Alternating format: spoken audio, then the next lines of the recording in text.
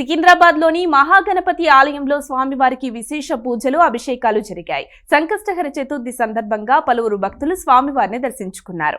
ఏకదంతం మహాకాయం తప్తకాంచన సన్నిభం Lambodaram Visalaksham వందేహం గణనాయకం.